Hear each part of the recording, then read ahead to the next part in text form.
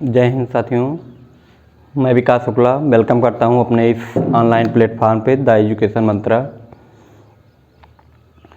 साथियों, आज हम न्यू टॉपिक स्टार्ट करेंगे ट्रिग्नोमेट्री।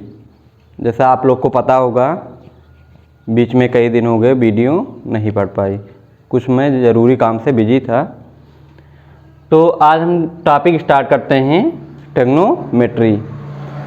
ट्रिग्नोमेट्री को एकदम हम बेसिक से पढ़ेंगे, मतलब अगर जिस बच्चे को एकदम नहीं आता है उसको भी ट्रिग्नोमेट्री आ जाएगा। तो ट्रिग्नोमेट्री में पहला टॉपिक है ट्रिग्नोमेट्री।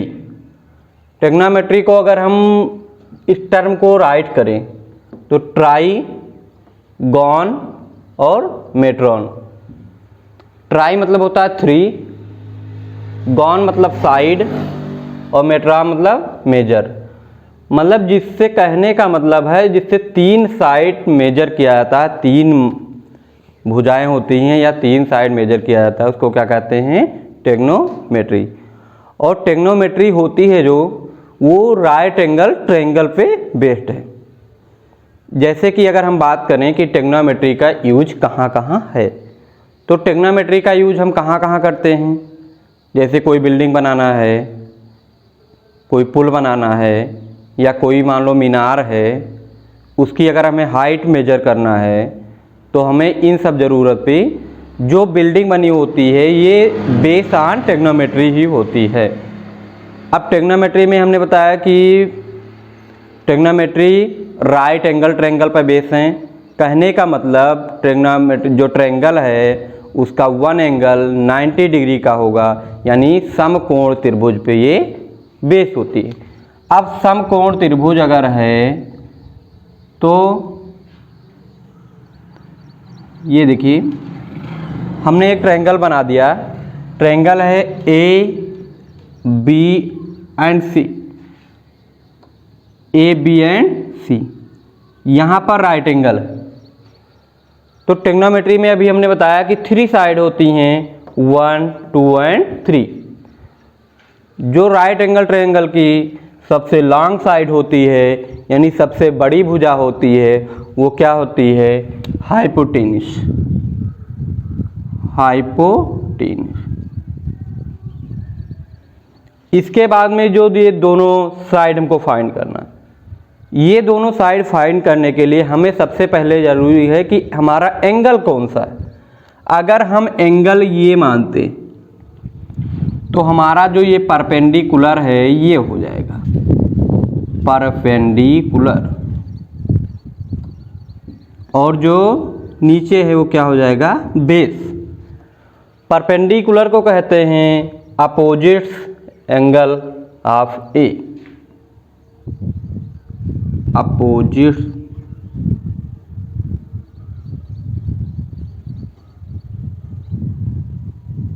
एंगल ऑफ, यानी एंगल ए का अपोजिट। और जो बेस को कहते हैं adjacent angle of A. Adjacent angle of. तो अपोजिट यानी परपेंडिकुलर, हम लोग इसको शॉर्ट में P लिखेंगे, इसको B लिखेंगे और इसको H लिखेंगे। अगर यही चीज़ अगर एंगल ए ना होकर एंगल सी की बात करें, अगर हम एंगल ए ना होकर एंगल सी की बात करें तो परपेंडिकुलर और बेस आपस में चेंज हो जाएंगे। जैसा कि देखिए, यही चीज़ अगर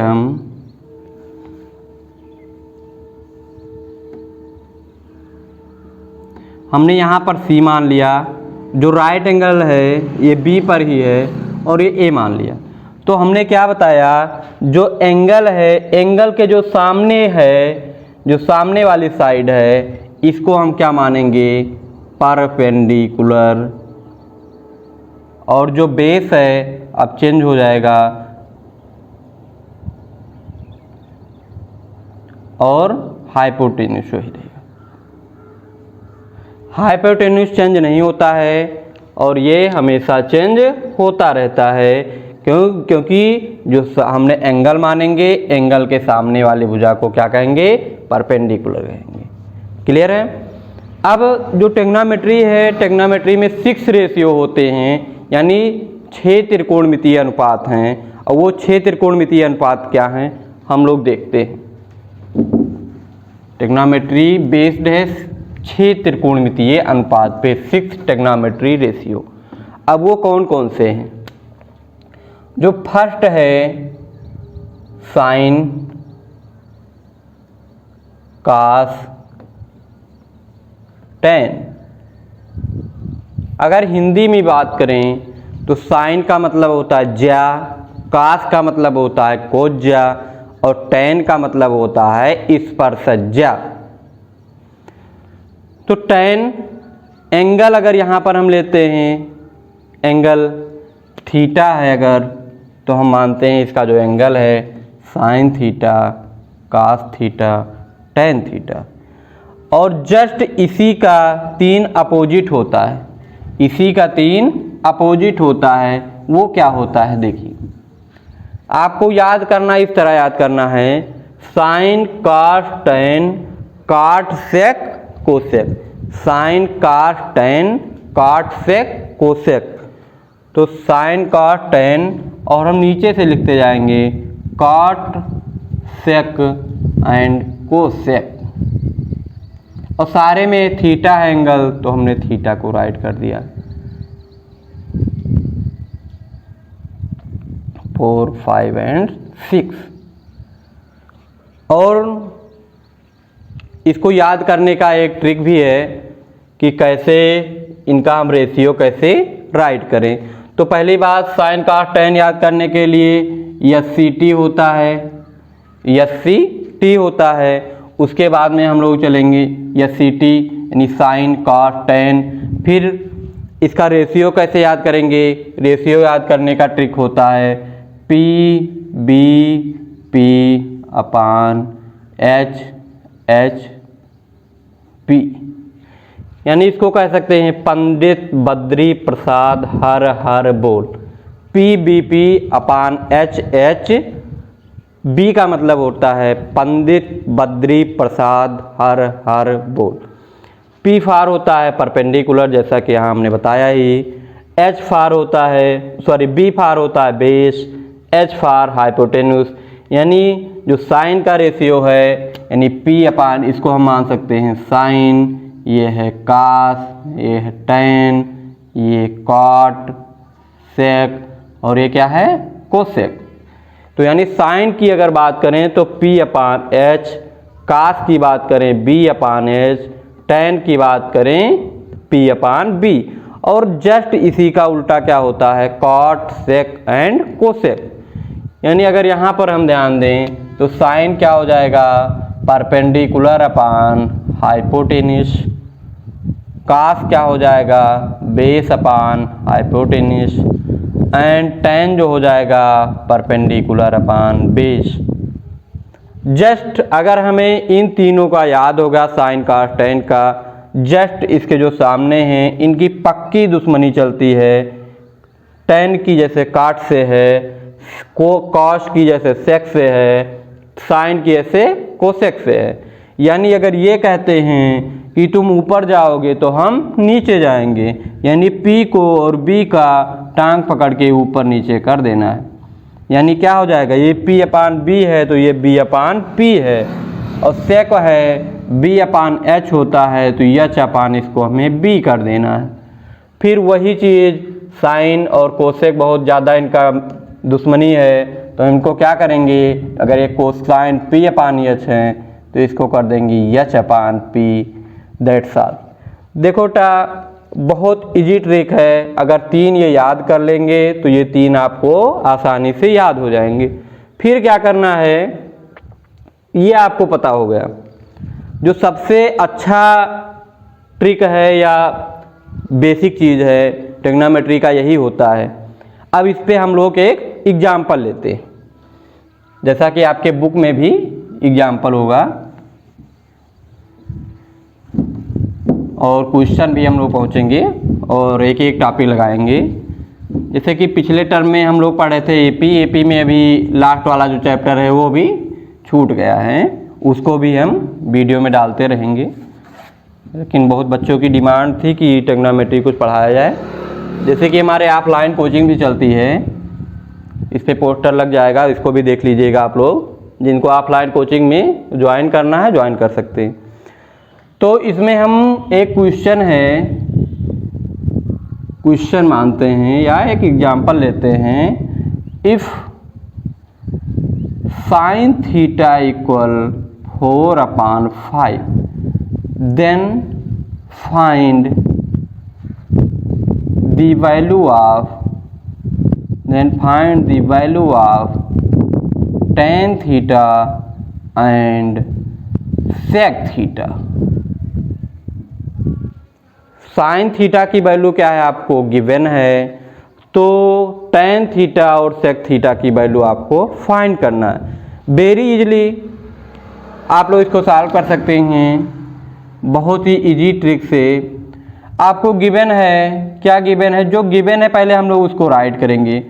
गिवन है sine theta equal 4/5। Sine theta क्या है 4/5। अब हम लोग देखेंगे साइन की रेशियो क्या होता है, यानी साइन का जो रेशियो है क्या होता है। हम लोगों ने देखा P/H, यानी ये होता है रेशियो परपेंडिकुलर अपॉन हाइपोटेनिस। अब हम देखेंगे राइट एंगल ट्रायंगल में परपेंडिकुलर और हाइपोटेनिस, यानी अगर हम एक राइट एंगल ट्रायंगल बनाएं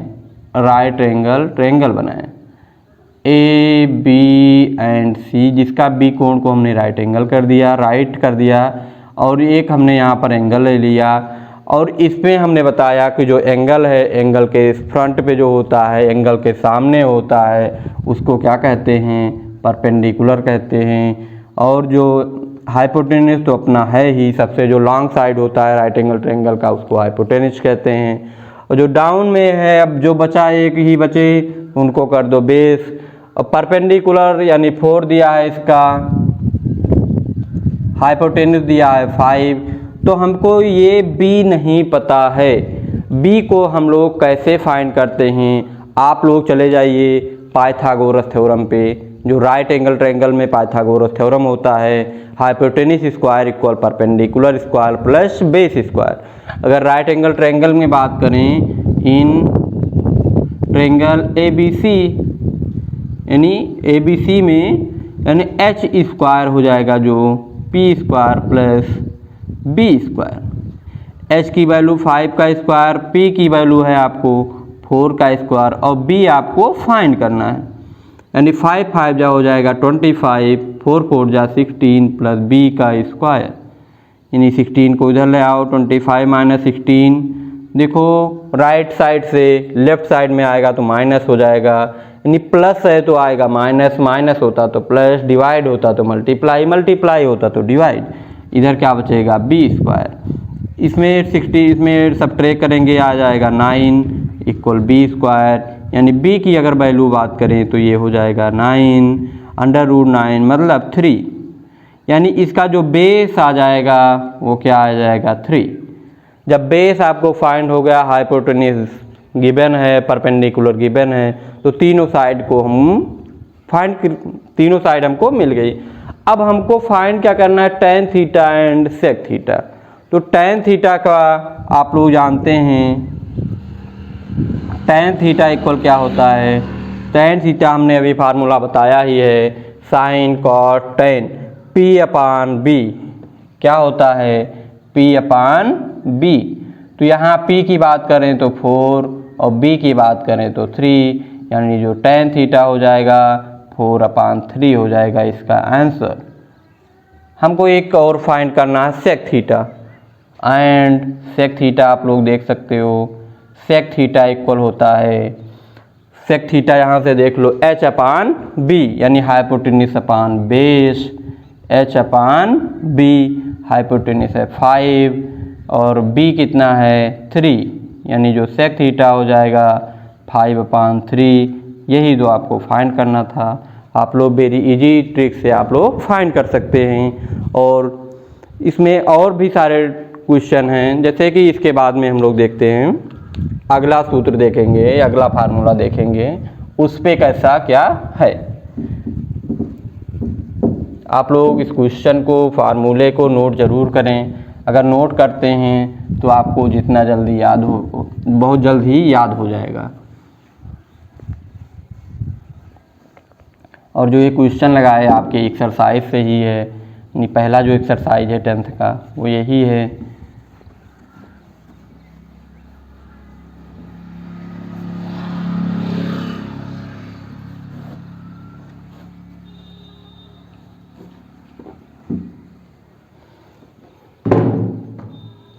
फिर देखिए अगला, हम अगर फार्मूले की बात करें, अगला फार्मूले की अगर बात करें कि जो साइन थीटा है, साइन कास और ये टेन, फिर है साइन कास टेन, इधर ही से चलते हैं हम लोग 4 5 एंड 6, साइन कास टेन, काट और सेक, और फिर क्या हो जाएगा कोसेक।